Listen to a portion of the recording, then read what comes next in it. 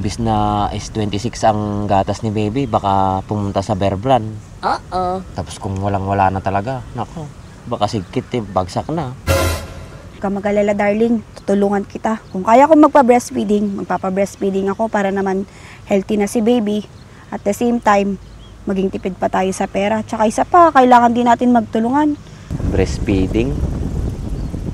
Magtira ka naman na para sa akin. Narigat ipusing tilakay.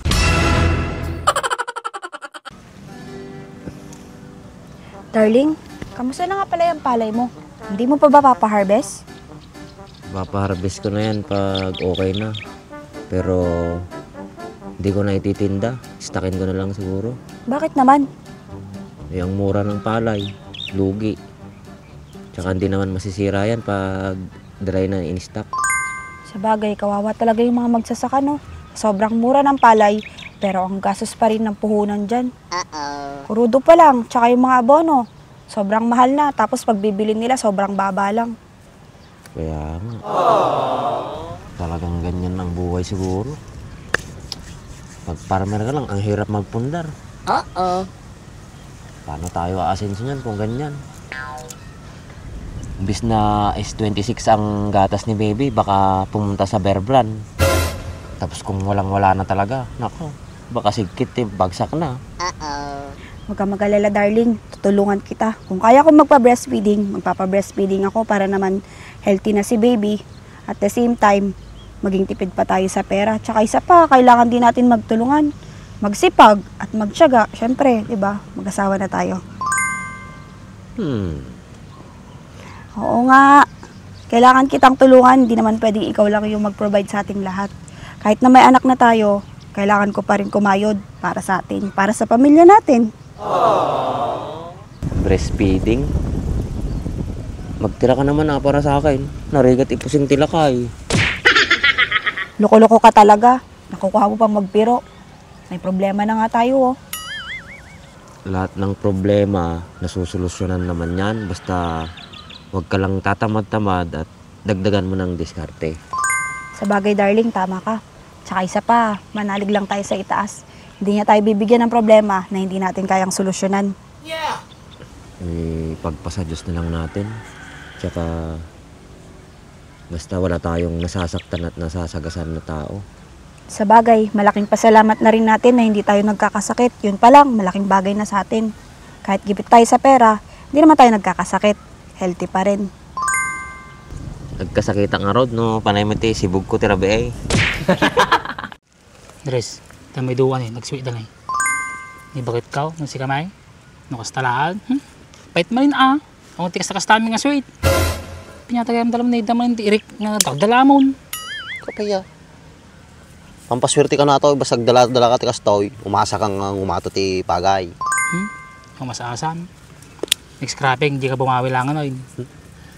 Ngunit at tatag kitang uminatan, pigsa kararag ka. Kitang tuman natin hindi pa yung problema. Kung di pa napit, pagay na. Ang garod. Ang ganda mata, magtungtong-tong datag, bigla dagawid na kita, lamis ka. Naku, handa. Mumula. Andres, kita ni baak, nuganak tema. Tani malapad na kita nga duwa. Malimot siguro. Nanos mo nema. Tayo mo akin manang nata. Bakit ko ka, basi lang nga kamalik ka. Apa nga dago sa yung nema, nilam ma. Sure din ni baak ya. Naunan na gaming kawit. No, siya lang, kinema na kasi kaw. Isap ko mati shorte.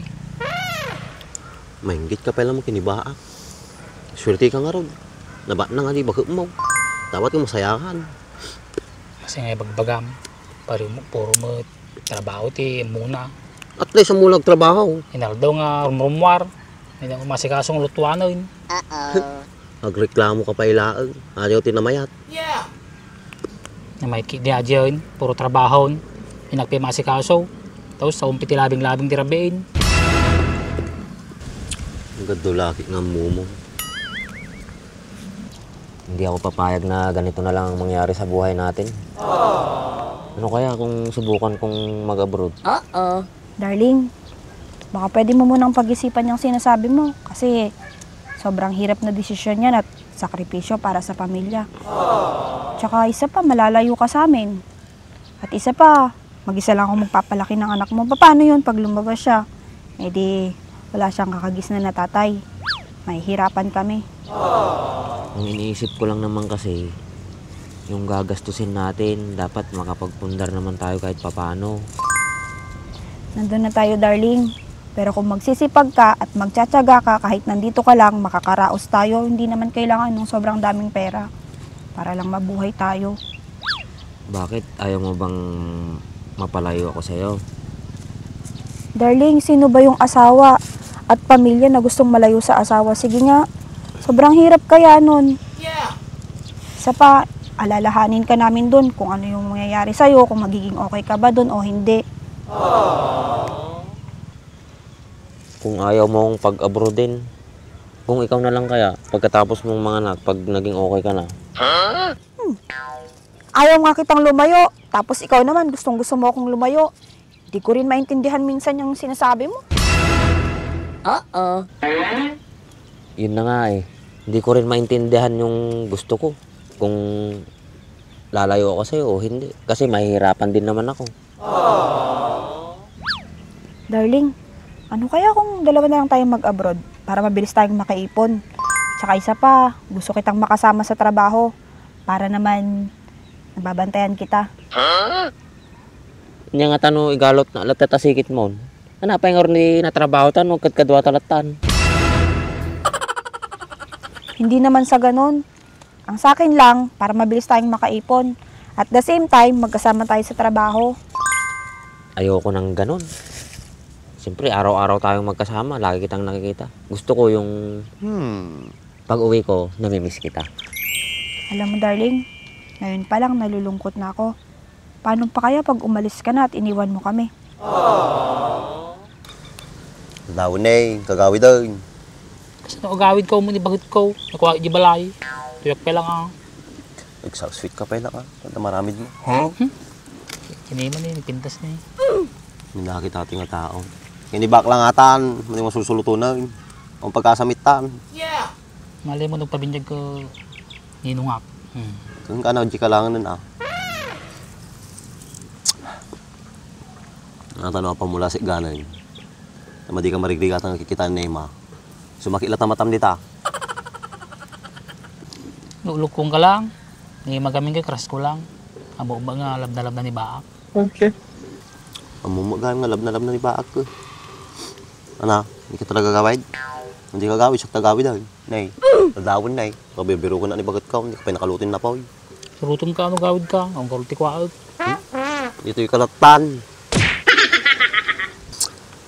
No, kasi na ya. Nay, tintar, tigaya mag. Pinakaluto ti sidan kin na pa. Okay, takan. Tulong ka glutaw. Gawid ka na ito, di balay mo. Darling, tanghali na pala oh. Ano palang ulam natin sa bahay? Magluluto ako ng binik. Bakit binnek? Maganda yun para sa'yo. Pampatubog ti susuaday. Ganun ba yun? Oo, healthy pa yun.